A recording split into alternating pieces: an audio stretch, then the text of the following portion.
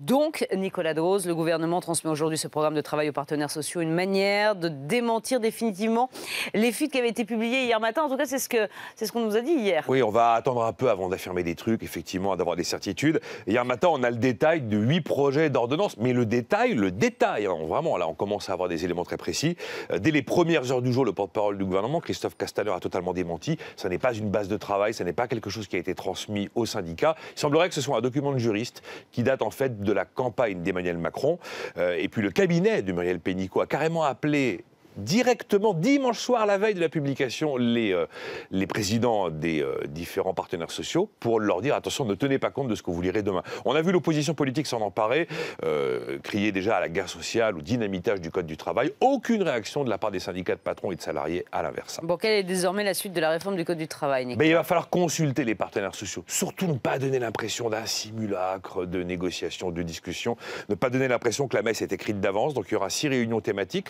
Ensuite, un peu avant la fin du mois de juillet, on aura la fameuse loi d'habilitation qui sera examinée par l'Assemblée nationale. Le 20 septembre, troisième étape, ce sera la publication des ordonnances en Conseil des ministres. Et pour que ces ordonnances aient force de loi, il faudra attendre une loi de ratification qui doit évidemment être votée par le Parlement. Voilà un peu la suite du dispositif. Mais est-ce qu'il faut craindre une explosion sociale comme on l'avait connu avec la loi El Khomri ? Alors l'obsession évidemment du gouvernement, c'est de ne pas répéter les erreurs de la loi El Khomri, de ne pas annoncer les trucs dans les journaux avant d'avoir consulté les partenaires sociaux, de ne pas lancer le chantier en disant dès le début que de toute façon on va le solder à l'Assemblée par l'article 49.3.